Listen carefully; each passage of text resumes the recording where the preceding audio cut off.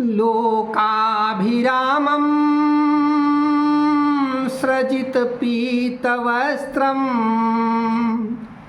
अधरं मुरलीभालमुकुटं मयूरम् प्रगटं सुरासं सुकविचित्तचोरम् गोपालकं कृष्ण जगदीश वन्दे गोपालकं कृष्ण जगदीश वन्दे गोपालकं कृष्ण जगदीश वन्दे। जो समस्त लोकों में सबसे सुंदर है तथा जो पीले वस्त्रों से सुशोभित हैं, जो अपने अधरों पर मुरली का गायन करते हैं, मस्तक पर जिनके मोर मुकुट शोभायमान है, जो पवित्र रास को प्रकट करते रहते हैं, जो श्रेष्ठ कवियों को चित्त को चुराने वाले हैं, जो गायों का पालन करने वाले हैं, उन जगदीश्वर भगवान श्री कृष्ण का मैं वंदन करता हूँ। आइए मेरे प्रिय दर्शकों, राधे नाम का गुणगान कर लेते हैं और कथा की ओर बढ़ते हैं। आप प्रतिदिन सुन रहे हैं हमारे YouTube चैनल अमर कथा श्री हरिमाया चरित पर। ये एक धारावाहिक के रूप में ये आप अमर कथा सुन रहे हैं। भगवान श्री कृष्ण के प्रति समर्पित है ये पूरा काव्य। आप कविता से जुड़ रहे हैं। भगवान श्री कृष्ण का ये लीला कांड आज से मैं प्रारंभ कर रहा हूँ। जहाँ तक आपने सुना है उसके बाद का ये अध्याय है। आइए राधे नाम का गुणगान करते हैं और कथा की ओर बढ़ते हैं। राधे राधे पुनि कहु राधे, राधे राधे पुनि कहु राधे, मिटी हैं सब संकट भव बाधे, अमर कथाया जनहितकारी, अमर कथाया जनहितकारी, कलिमल ताप मिटावन हारी, राधे राधे पुनि कहु राधे। शंकर जी पार्वती जी से कहते हैं, या न मल्ले विछोह दुखता प्रसन्नतां यान द्वारिकाधीशमीशं, सानित्य मंजुल मंगल प्रदातां, तदास्तु मे श्याम छवि नंद नंदन। जो न तो विछोह के दुख से कभी मलिन होते हैं तथा जो द्वारिकाधीश बनकर भी प्रसन्नता प्राप्त नहीं करते हैं, वो नित्य सुंदर मंगल को प्रदान करने वाले नंद जी के नंद श्री श्याम सुंदर की छवि मेरे नैनों में सदैव बसी रहे। शंकर जी पार्वती जी से कहते हैं कि हे उमा, मैं तुम्हें कथा सुना रहा हूँ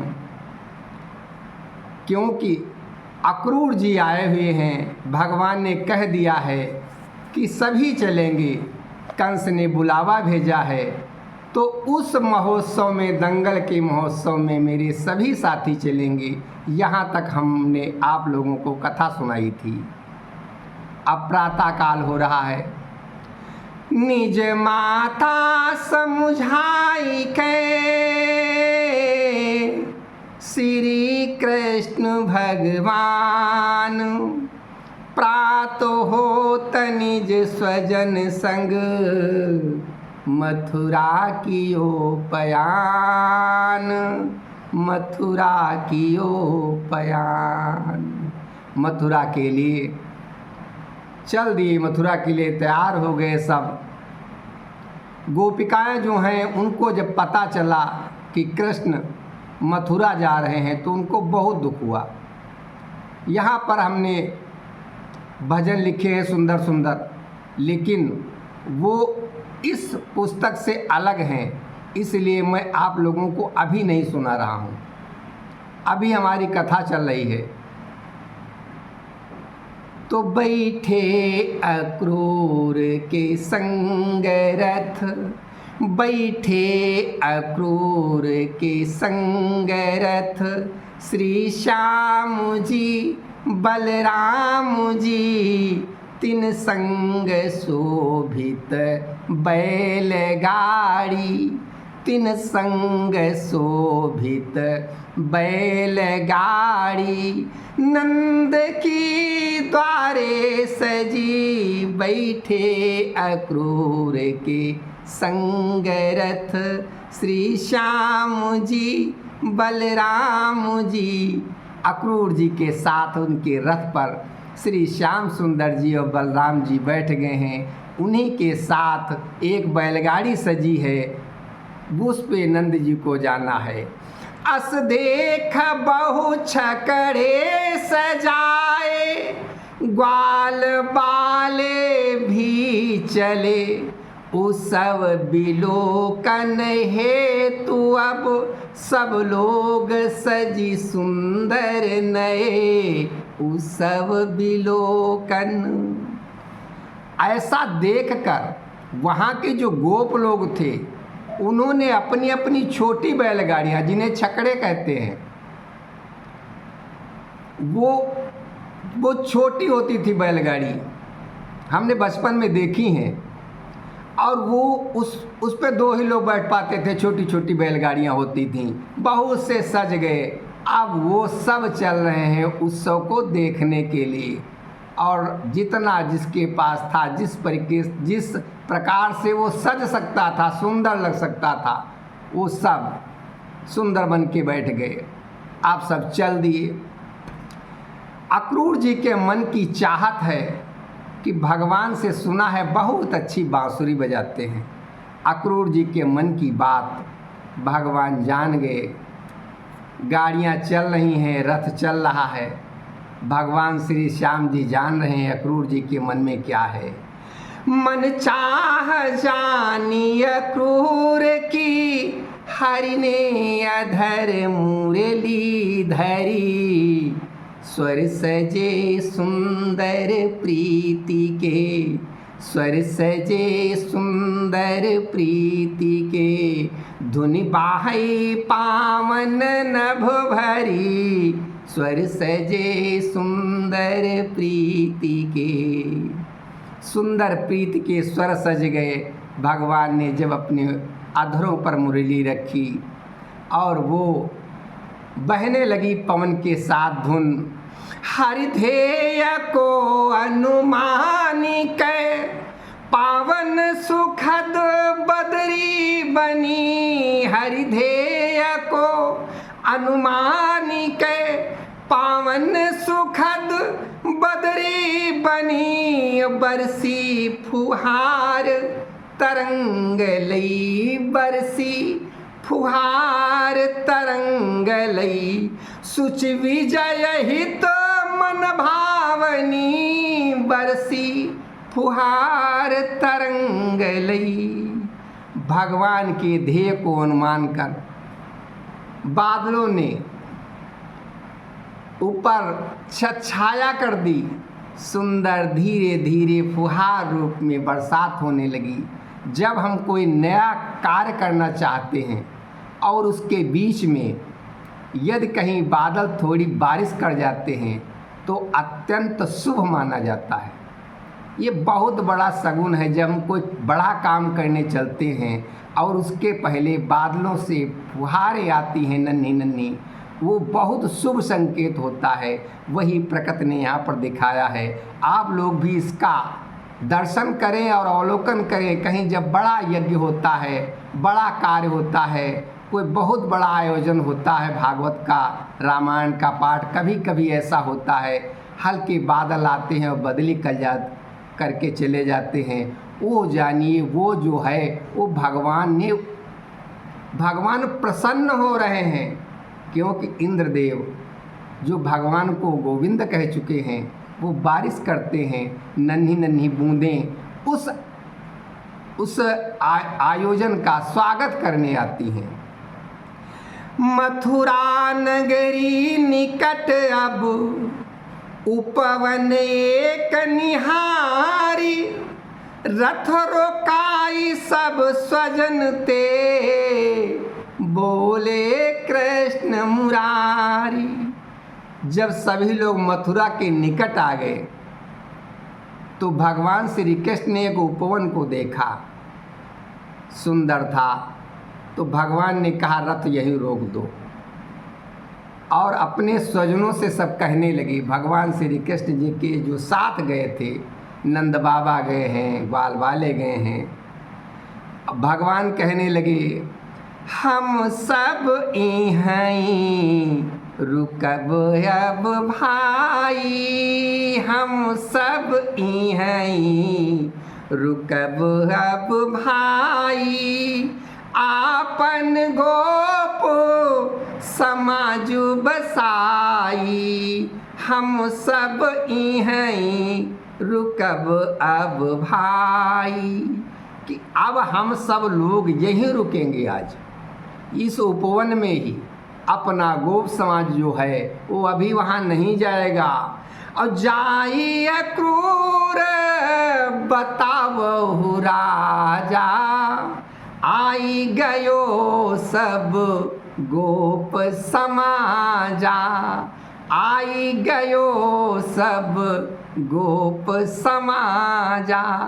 अक्रूर जी से कहा भगवान श्री कृष्ण ने, जाओ अपने राजा कंस को बता दो जाके कि मथुरा में उनका पूरा परिवार नंद जी का सब उनका गोप समाज सब आ गया है। अब हम सब देखब आई, हम सब